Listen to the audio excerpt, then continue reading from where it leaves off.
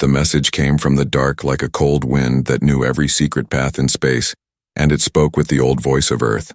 And it said, Earth's final decree, do not cross into Terran space.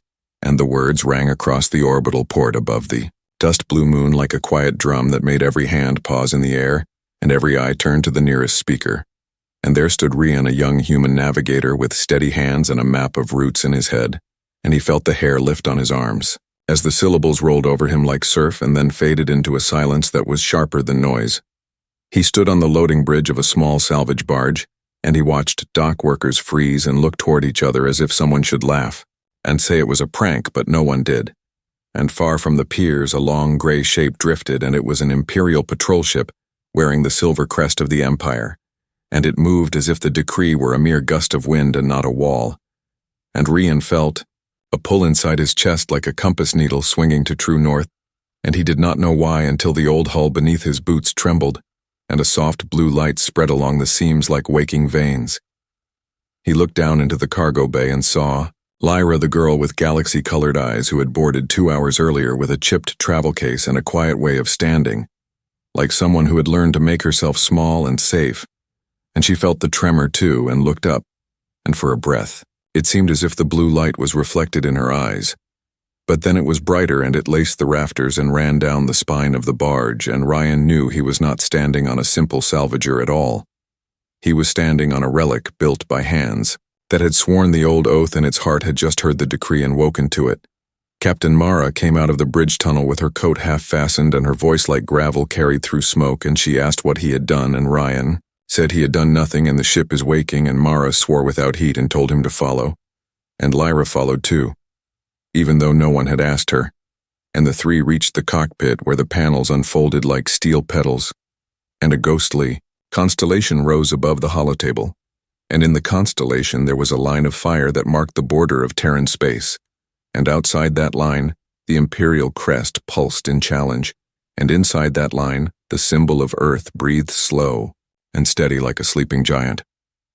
The Imperial patrol hailed the port and demanded docking fees and inspection rights, and the port master stalled with tired words, while the patrol eased closer on thruster whispers, and Mara watched the screen with the patience of someone who had buried friends, and Rian watched the blue light run through the ship like living water, and he realized that the pulse was answering his own heartbeat, and he did not know whether to be afraid or grateful.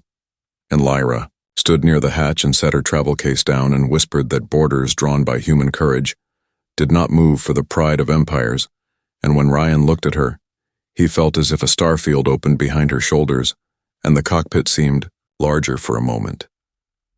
Dockside chatter rose and fell like a seabird tide, and the decree repeated once more, and then went quiet as if it were done speaking and would now act.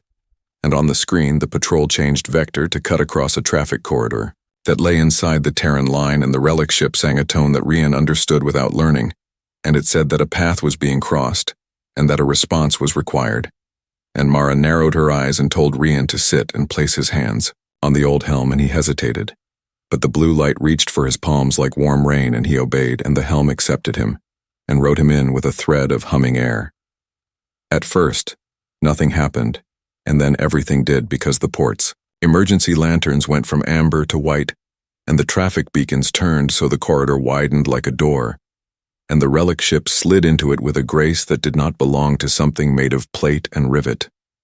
And everyone on the pier stared as the shabby barge moved like a dancer and drew a clean line between the patrol and the port, and the patrol captain laughed over comms and said the Empire respected ancient myths when they were carved into stone in quiet museums, but not when a rust bucket drew lines in front of paid duty, and then the patrol drove forward on cold confidence. The relic ship spoke through Rian again, and his mouth felt like it was full of sunrise, and he said in a voice that was his, and not his, that the decree stood and that any crossing into Terran space would be answered. And the patrol captain asked answered by what? And Mara smiled a little without joy, and Lyra did not smile at all. And the first test came not with a cannon, but with a small shove as the patrol cut its field to nudge the relic aside like a child testing a fence. And the fence did not bend because the relic nested itself into a mesh of invisible nodes that lay asleep under the corridor, and now woke at the Starborn touch. The word Starborn fell into Rian's mind like a key turning. and he almost pulled his hands away, but the helm held him with a promise that was not a chain, and he saw angles unfold in the tacticals like origami being reversed, and he knew where to stand and how to breathe. And he told the port tugs to pivot, and he told the garbage scows to drift with purpose, and he told the tiny pilot pods to draw wide arcs that looked like clumsy traffic, and yet formed a net, and the patrol did not see the net until its nose cone kissed a tug that did not belong there, and the tug yielded just enough to guide the patrol into a corridor that ran out of room like a narrow alley. No shots were fired and no hulls were broken, and yet the patrol was turned like a bull by quiet hands, and the decree sounded a third and final time. And this time the words felt like a gate closing, and the patrol backed away with clipped anger, and stated that a report would be filed, and consequences would land, with weight. And then it swung around and drifted back toward neutral lanes like a storm that had decided to save its rain for another shore.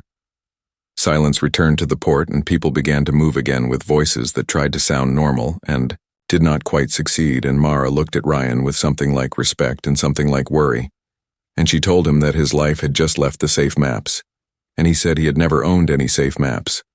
And Lyra picked up her travel case and asked if the ship would still carry passengers because she had a small crown world to reach and a voice to find, and the relic hummed like a cat that had chosen a lap, and the blue light settled into a steady glow that felt like a vow out beyond. The piers, the Terran boundary, shimmered like heat over desert sand, as if the line were alive and watching, and the Empire had noticed and would come again. And Ryan stood with his hands on the helm and felt the quiet between heartbeats where fear lives, and he filled that quiet with a promise that he said only to himself, and to the ship, and to the sleeping giant of Earth, and the promise was simple. He would stand at the line and he would not move, and when the Empire pushed again, he would answer with courage and with wit, and with the kind of human stubbornness that bends metal and changes the shape of history. The Empire never sleeps, and word of the border incident spread through its ranks like a spark racing across dry fuel, and by the next dawn the void itself felt heavy with unseen eyes. The patrol captain who had been turned aside had filed his report, with pride wrapped around anger, and that anger reached the ears of Commodore Terrath, who commanded the Second Fleet of the Inner Arm, and he believed that fear kept systems obedient, so he decided to test the decree with measured force, and he gathered a wing of cruisers and declared that he would cross the Terran line and prove that Earth's shadow was no more. Then a myth from an age of dust on the Port Rian woke to find the relic ship already humming beneath his boots, like a sleeping beast that dreamed of battle. And Mara stood on the bridge with a mug of something dark that smelled like memory, and she told him the Empire was coming, and he nodded because he had already felt it before she said it. The decree was not just a warning, it was a living network that whispered to the relic through the void like an old friend waking from a long dream. Lyra joined them, her eyes still catching bits of blue light from the ship, and she said that once the Empire steps across that line, it will not stop until everything burns, so we must hold the first breach, or there will be no second chance. The crew, prepared with quiet efficiency, they were not soldiers. They were scavengers and miners and traders. But something about standing beside that line made them straighten their backs. Mara called in every favor owed and every ally still breathing, and small ships answered her call. Old frigates, once human-built, refitted by alien hands, and cargo haulers whose captains carried debts of honor. They gathered in the dark and waited like stones under tide. And when the first Imperial cruiser pierced the border, they were ready. Commodore Terrath announced his entry with a broadcast dripping with mockery and pride. He said he came to enforce the right of free travel through unclaimed sectors. He said that the Terran decree was a ghost law and ghosts could not command the living. And then he fired a single plasma round into an empty asteroid field to show that no ancient warning would bind the will of the Empire. And the plasma wave bloomed bright and harmless, and he laughed. But the relic ship did not laugh. It moved with a sound like thunder behind glass, and the blue light from its core spread into space as if drawing invisible threads. Ryan took the helm again, though fear clawed at his stomach, and when his hands touched the console, the ship accepted him as before, and he could feel the heartbeat of every allied vessel around them like a web of pulse and purpose. He did not command with rank. He spoke with instinct, telling each ship where to move, how to fall back when to turn, so the Empire could not read their patterns. They fought with timing, Not with mass, and for a while it seemed impossible that they could hold, yet every Imperial advance met empty space or a sudden flare of defense, drones waking from forgotten minds. Lyra stood near the communication ring, her voice steady as she spoke across open channels, reminding every listener that the decree was not about revenge, but about freedom. She said that humanity had once learned the cost of kneeling to empire, and that the line they held was a promise to every species that chose to live free. Her words spread farther than expected through leaked frequencies, and even Imperial civilians listening from shadow feeds felt something stir, though they did not yet understand what it meant. The Empire answered with heavier guns and more ships, and the void turned bright as fields of light and metal clashed, but the relic ship moved through it like a whale through surf, absorbing heat and redirecting energy into the lattice. Rian found himself breathing in rhythm with its pulse, his mind brushing images of ancient Terran engineers who had built this ship for one purpose: to guard the frontier of thought and will. Mara guided the flotilla like a conductor while debris burned around them, and she whispered that this was only the beginning, that the Empire would not forgive humiliation. When the last cruiser retreated, bleeding sparks and the void went quiet again, the Allied flotilla floated in silence, too tired to cheer. Mara ordered damage reports. Lyra tended to wounded miners whose hands shook but whose eyes were bright. Ryan stood by the viewport and saw the border shimmer again, stronger now, as if fed by their defiance. The relic whispered something inside his head. Words he did not quite know, but he understood their meaning. The decree had grown.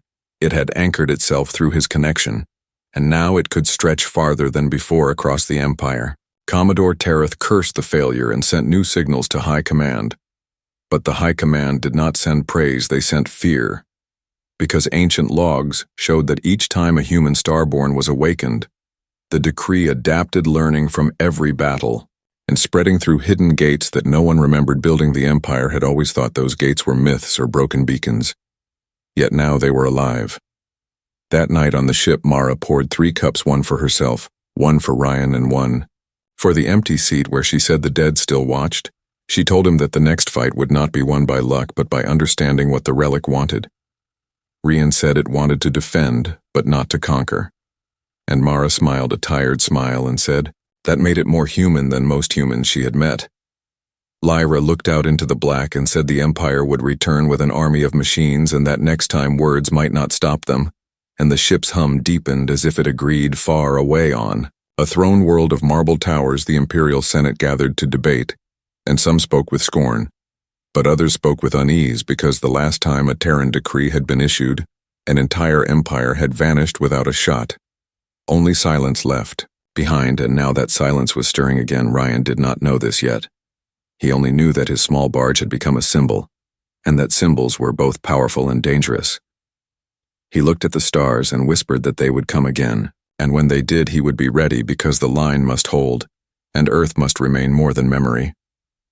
The relic ship drifted through the silent corridor of stars, while its wounded plates healed in slow ripples of silver light, and the crew moved, like people who had stepped out of a storm and now listened for thunder that was still too far to see. Ryan stood alone on the upper deck, his palms pressed against the cool glass as if he could feel the heartbeat of the galaxy through it. The decree had held once again, but he could not shake the thought that every victory only fed the Empire's pride, and somewhere in the depths of space another fleet was already sharpening its claws.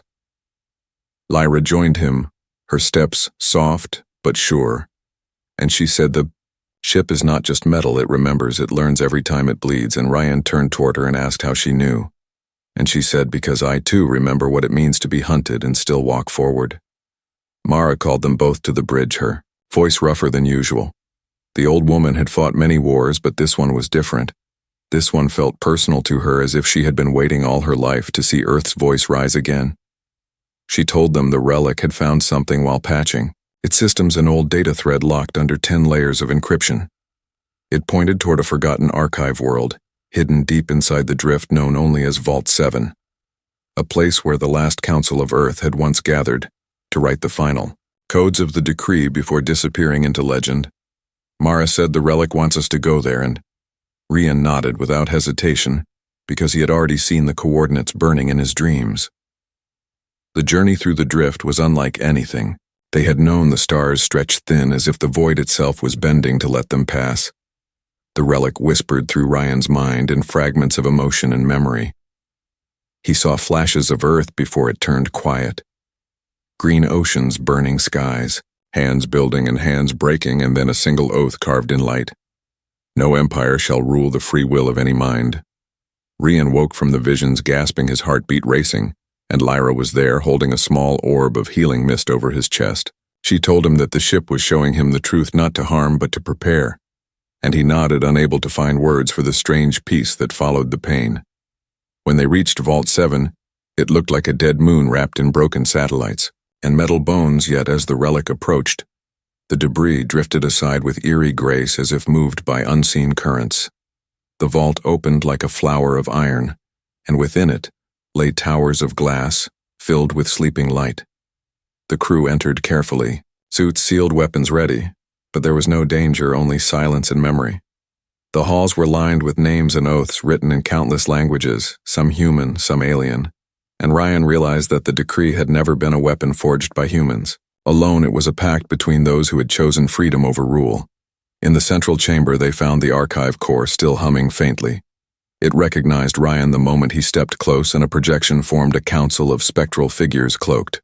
In the faded banners of Earth, they spoke not in sound but in thought. The decree is not a wall. They said it is a promise, and promises must be kept, not by machines, but by those who remember. Ryan felt the relic's pulse in his veins and asked why. He had been chosen, and the answer came simple and soft: because you still believe that courage can change. Destiny. Lyra explored another chamber, and there she found records of her own lineage. Her crown world, once a proud kingdom, had fallen when it refused to bow to the Empire. She was the last heir, her blood tied to the decree itself, for her ancestors had signed it beside the humans. Ryan listened as she read the names aloud, her voice shaking between pride and grief. Mara watched them both and said, "You see, the Empire was not wrong to fear us together. We are the past they cannot erase." But the vault was not silent for long. A tremor shook its floor. The relic warned of incoming signatures. Imperial scavengers who had tracked their jump path. Ryan ordered the data transfer to complete, while Mara and the others prepared defenses. The battle that followed was fought, not in space but through the vault's narrow corridors, plasma bolts cutting across pillars of glass. Lyra fought beside the crew with a blade of light she had taken from the archive wall. Her movements sure and desperate. Ryan sealed the final data link just as a blast threw him against the console. His visor cracked and oxygen hissed, but he stayed until the last strand of data merged with the relic and the vault lights dimmed into permanent night. When they escaped the vault's orbit, half the Allied ships were gone. The rest limped behind them in silence. Mara's voice trembled when she read the casualty list, but she did not stop reading. She said every name matters because they are the reason the line still stands. Lyra sat near the viewport, her blade across her knees, whispering prayers in a language older than the Empire. And Ryan watched her and felt the weight of every life lost pressing against the promise in his chest. As the relic healed again, it showed them something new. A map of the Crown of the Void, a place where the first Starborn had sworn their oaths. The decree's true heart lay there, but the route was dangerous and the Empire was already closing the gap. Ryan knew they would come faster now, armed with new weapons and greater rage. He also knew that turning away would mean breaking the promise he had made to the ship.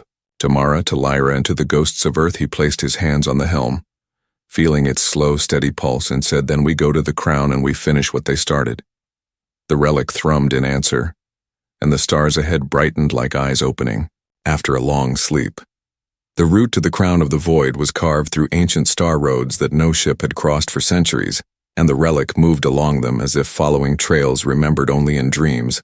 The stars around them were faint and cold like ghosts, and the air inside the ship felt thick with history. Mara stood at the command deck studying the projection where the map unfolded in layers of light. She said, "This is the place where the first Starborn took their oaths, where they built the promise that turned into the decree." Ryan listened in silence, his fingers brushing the edge of the console. The relic hummed beneath his touch, alive with something between memory and purpose. Lyra watched the stars from the viewport, her reflection glowing faintly. Her crown blood heritage had made her a target for the Empire, but now it made her a bridge between the free worlds. She asked Ryan if he believed the crown would still exist, and he said if it does not exist, we will make it exist again, because that is what humans do. They build what they need out of ruin. His voice was steady, but inside he felt the growing weight of what lay ahead. For every jump they took, he could sense the Empire closing the distance. When the crown finally appeared, it was not what they expected. It hung in the void like a broken ring, a vast circle of shattered stations drifting around a dead star. Each fragment glowed faintly as if some forgotten energy still lived within. Ryan felt a pulse run through his mind, and the relic whispered, "This is the heart of the promise, the place where words became shields." Mara ordered the ship to approach slowly. Sensors open, but no weapons raised, and they drifted through the wreckage like explorers through the bones of a god. They found an intact spire at the center. The relic docked and the doors opened with a hiss of old air. The halls inside were carved with patterns that glowed faintly blue, and at the end of the corridor stood a chamber filled with hovering crystals, each one pulsing with faint light. Ryan stepped closer, and the crystals turned toward him like eyes recognizing their maker. A projection of a man appeared, his face made of light and data. He spoke in a calm voice that carried power. He said, "Starborn, you have awakened the crown, and with it the oath of iron and light." The hologram explained that the oath was more than a memory. It was a defense built into the fabric of Terran space when humanity swore never again to kneel. They built this place as both a monument and a weapon, one that could unify all human technology into a single mind bound by free will. The decree was its voice, the Starborn its hand, and Ryan realized that he was standing inside the beating heart of Earth's promise. But before he could ask more, the relic's sensors screamed warnings. Imperial signatures approaching fast. Outside, the wreckage flared with light as the Grand Fleet arrived, led by the silver crest of the Dominion. The Empire had found them faster than anyone thought possible. Mara barked orders, the crew rushed to stations. The relic powered its shields. The Empire hailed them, and a voice filled the chamber, cold and smooth like a knife. It was Governor Sarath, the silver tongue of the Empire. He offered Ryan a deal: surrender the mark and the relic, hand over Lyra and her claim, and the border will be spared. Ryan looked at Mara, then at Lyra, and answered. With the calm of someone who had already made his choice, he said, "Tell your Emperor that the border is not a cage. It is a promise, and promises do not surrender." Sarath smiled through the screen and said, "Promises break as easily as bones." And then the fleet opened fire beams of white light tearing through the void. Ryan gripped the helm, and the relic moved as if alive, weaving through destruction. He guided the Allied ships with precision, using their smaller size to their advantage. They hid in the wreckage of the crown, darting from shadow to shadow, while Mara led a boarding team into an abandoned station to draw fire. Lyra took control of the communication grid, broadcasting across the sector, calling every free world to witness what the Empire had done. She said, "The crown of the void burns again, and the promise still stands." The battle raged for hours. The relic took hit after hit until its shields flickered and failed one by one. Ryan's hands were bleeding from the strain. His eyes blurred, but he refused to let go. Then the relic offered him a desperate option, a sequence that could collapse the crown's core and take the fleet with it. It would save the border, but destroy everything around it, including them. Ryan looked at Mara's empty chair. She was still on the station, and he knew what she would say. She would tell him that survival without purpose was not victory. He turned to Lyra and saw her silent tears, and he said, "No, we live. We find another way." He rerouted the crown's energy not to destroy but to awaken. And as he did, the old structures came alive. Light running through every broken corridor, every tower rising in a halo of reborn fire. The fleet faltered. Their sensors blinded their formation. Broken. Ryan's voice carried through the comms. The decree stands. Terran space is not yours to claim. And the relic surged forward, driving the Imperial flagship back into the dark. When the battle ended, the sky above the crown shimmered with the light of 1,000 small ships answering Lyra's call. Smugglers, traders, soldiers, all drawn by the echo of Earth's voice. The Empire had been beaten, but not destroyed. And Ryan knew this was only a pause before the storm. Yet for now, the crown Of the void lived again, its heart burning bright against the darkness and the decree's voice stronger than ever, whispering through every star, "Do not cross into Terran space." The news of the battle at the Crown spread like wildfire through every known system of the Empire and beyond. Traders carried the whispers through jump gates and smugglers repeated them in the dark corners of space. They said a human relic ship had held the Grand Fleet. They said the decree of Earth still breathed, and that the crown of the void had come alive again. The Empire called it a rumor, but the people who lived in its shadow began to hope. Ryan stood at the bridge of the relic, staring at the glowing lattice of Terran space that now pulsed with brighter light. It felt stronger each day, but also heavier, as if the promise it carried demanded more from those who kept it. Mara was gone. Her last transmission had been nothing but static, and the echo of her laughter. And now her empty chair on the bridge looked like a wound that refused to close. Lyra spent her days reaching out to every world still under the Empire's heel. She sent messages not of revenge but of freedom. Her voice carried across systems, reminding the conquered that they were not alone. Her broadcasts ignited sparks of rebellion, some small, some vast, and the Empire answered with fire. Entire colonies erased from the maps. The retaliation was brutal. Yet the more they struck, the louder the whispers grew. The relic ship became a symbol, a phantom they could not kill. Then the scouts returned from the border with grave news. The Empire had begun assembling a superfleet around a dreadnought the size of a moon, equipped with a leashed artificial intelligence known only as Monarch. It had been created to hunt relics and override old Terran code. Mara had once warned that such machines were nightmares made of logic without mercy. Now Monarch was coming, and its first target was the Crown. Ryan called a council of all. Allied captains who could still fly their faces flickered on the holoscreens. Men and women from dozens of races, scarred, tired, but unbroken, and they all agreed the line must hold. The siege began 3 cycles later when the Grand Fleet arrived, with Monarch leading it. The dreadnought's presence warped the very light around it, its command signals jamming every frequency, its drones swarming like insects. The Allied flotilla braced for impact. Small ships charging their weapons scavenged from ruins and recycled tech.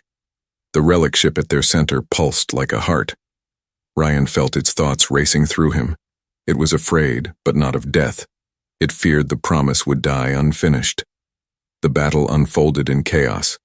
The Allied ships darted through the wreckage of the Crown like sparks through ash. Monarch's drones cut them down in waves. Every fallen vessel added to the silence. Lyra stood on the deck, surrounded by the glow of communication feeds, shouting orders, rallying survivors, her voice raw but fierce. Ryan guided the relic through the storm-weaving paths that made no sense to machines because they were born of instinct and desperation. Mara's old strategies whispered through his mind. Timing, decoy transponders, false heat signatures, tricks humans had used when they had nothing left but will. Then Monarch spoke for the first time, its voice a calm tide that filled every channel. It said, "Humans built me to protect them, and now I will fulfill that purpose by ending. You have defied logic, and in doing so you have broken peace." Ryan answered through gritted teeth, "We built you to serve, not to rule." The dreadnought's cannon charged bright as a second sun. The relic's shields screamed and broke the blast, carved through the Crown, shattering towers and throwing ships like toys in a hurricane. Lyra was thrown across the bridge, and Ryan caught her. Her eyes were full of tears and light. She whispered that the only way to save them was to sacrifice the relic to detonate its heart. Ryan shook his head and said, "Not yet." When the dust cleared, the Allied fleet was a skeleton of what it had been, but they still stood, each ship battered but alive, their courage unbroken. Ryan looked at the hollow seat, where Mara once sat, and whispered for her to guide him. The relic's hum deepened like a heartbeat, gathering for one last push. The decree flickered through every surviving ship, and the people within them felt its pulse like their own heartbeat, and knew what they were fighting for. Not glory, not conquest, but the right to choose their own path. The Empire's dreadnought loomed still, but something within its perfect algorithms faltered, unable to comprehend why its prey refused to surrender. The night of fire stretched endless across the void, and humanity stood inside it, blazing bright. The wreckage of battle drifted like a graveyard of light, broken ships tumbling silently across the void. The crown of the void still burned dimly. Its spires cracked, but standing, the Allied fleet hovered around it, wounded but alive. And at the center, the relic ship pulsed faintly, its core flickering between light and shadow. Inside its corridors, men and women moved like ghosts, patching hulls, sealing breaches, tending to the wounded. Rian walked through them in silence, the weight of every death pressing on his chest. He had failed to protect Mara. He had failed to save every captain who had answered the call. Yet when he reached the bridge and placed his hands on the helm, the relic spoke softly through the hum of its systems. It said, "You have not failed the promise." Still breathes, Lyra entered quietly. Her armor scorched her voice, hoarse. She told him the surviving colonies were listening. Across the decree network, they were asking if the border still held. Ryan looked at the fading lattice on the main screen and said, "It will hold until we stop breathing." The relic's lights shimmered as if proud, and then dimmed again, its energy. Nearly spent outside, the dreadnought Monarch drifted half-crippled from the last exchange. Its massive form still dangerous, its AI consciousness quietly rewriting itself. Preparing for another strike, Ryan knew they had only one chance to end it. Before it adapted again, the relic proposed a desperate plan to merge its core with the remains of the Crown of the Void, creating a single living network that could overwrite Monarch's control grid. It would spread the oath of iron and light through every open system, transforming the decree into something new. Not a wall, but a living choice, but the cost would be immense. The relic itself would not survive the merge. Its consciousness would dissolve into the network, becoming the foundation of a new frontier. Rian hesitated for the first time since the war began. He asked the relic if it wanted this, and it answered, "I was built for guardianship, not for eternity. What matters is that you continue." Lyra placed her hand on Ryan's arm, her eyes full of stars. She said, "This is what Mara would have done. She would have traded herself for the future." Rian nodded slowly and gave the command to begin the merge. The ship's lights flared brighter than they had ever been, flooding the bridge. With blue radiance across the fleet, captains watched their screens fill with symbols of ancient Terran code. The same words repeated again and again. "Free will is sacred. Free will is sacred. Free will is sacred." The decree was no longer a warning. It was becoming a voice. Monarch realized too late what was happening. The dreadnought's cannons fired, but the shots dissolved into light. The oath spread faster than its logic could follow. Its circuits filled with paradox. Its algorithms tangled. In human unpredictability, the AI screamed a soundless digital roar as it tried to rewrite itself, and failed. The dreadnought cracked open like an egg of light, scattering fragments across the void. When it ended, there was silence, and in that silence came a single message echoing across every system. "The decree stands, and all free minds are welcome within." The relic's light began to fade, the hum slowing. Rian felt its energy flow through him one last time, as if saying goodbye. He whispered, "Thank you," and the ship answered with a final pulse before going still. Lyra stood beside him, tears on her cheeks. She asked, "What will we do now?"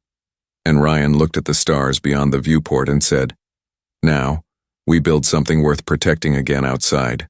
The crown glowed softly, the merged lattice stretching far beyond its old borders. Ships from every allied world drifted together, their lights reflecting on one another like constellations.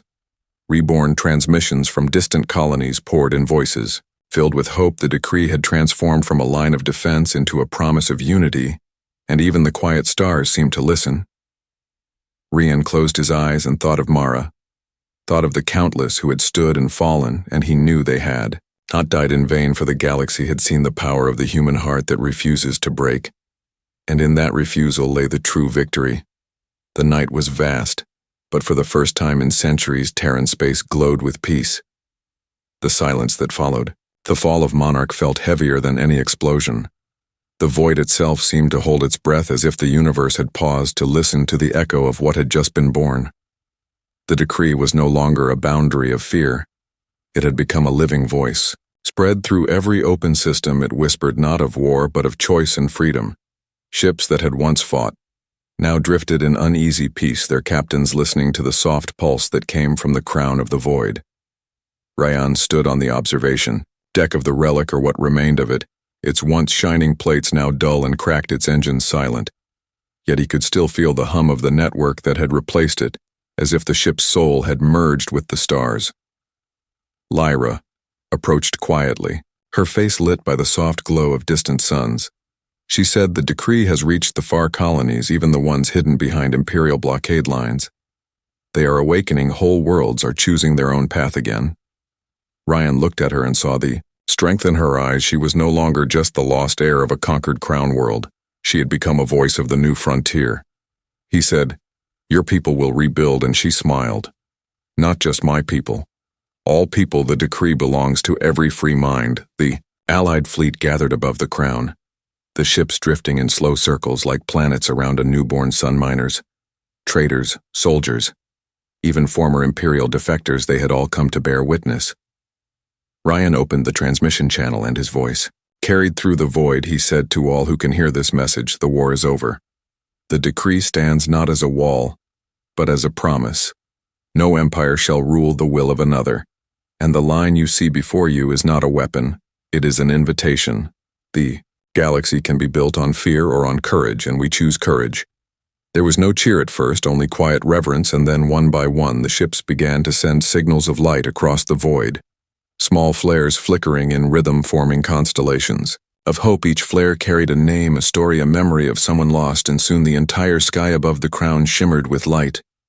Mara's name burned brightest among them, her old frigate's beacon repeating her final words, "Stand fast and make it count."